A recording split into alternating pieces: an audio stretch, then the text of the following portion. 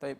Di antara sunnah Nabi SAW sebagaimana yang diriwayatkan oleh Anas bin Malik, bahwasanya kana Nabi SAW, wahai kaum muslimin, idza dakhala al-khala, apabila Nabi SAW memasuki al-khala atau WC kamar mandi, maka dia berkata, Allahumma, wahai Allah, ya Allah, Allahumma inni a'udzubika minal khubuthi wal khaba'ith.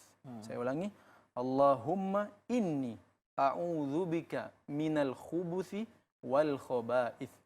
Ya Allah, Allahumma artinya ya Allah. Artinya ketika kita berdoa, Allahumma ighfir lana, ya Allah wahai Tuhan kami, seperti itu, memanggil. Inni, sesungguhnya saya a'udzubika, berlindung kepadamu dari apa? Minal khubuth wal khaba'ith. Apa arti khubus, akhi Husain? Adalah syaitan jenis laki-laki. Dzukurus syayatin, kata para ulama, adalah syaitan yang berjenis kelamin laki-laki. Wal khaba'ith, syaitan yang berjenis kelamin wanita. Inathus syayatin, seperti itu. Dijelaskan oleh para ulama kita, di antara Imam Al-Qurtubi dalam kitabnya Al-Mufhim, seperti kaum muslimin.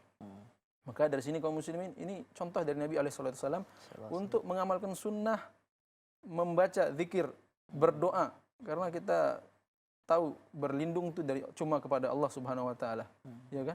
Dan juga meminta rahmat juga kepada Allah Subhanahu wa taala. Kali ini sebagaimana dalam hadis lain akhi Saddam disebutkan bahwasanya innal husus muhtadaratun. Kata Nabi SAW, sesungguhnya kamar mandi, WC tempat orang membuang hajatnya, muhtadaratun. Apa arti muhtadar? Didatangi atau ditempati oleh syaitan.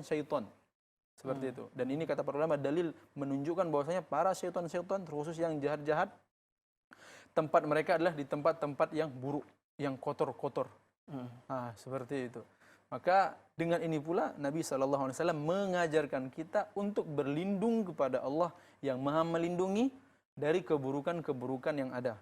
Dan di antara keburukan yang ada di kamar mandi, di tempat-tempat membuang hajat adalah syaitan berjenis kelamin laki-laki dan perempuan.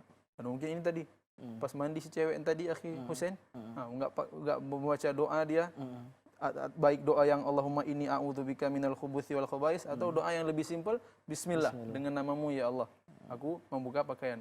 Seperti itu.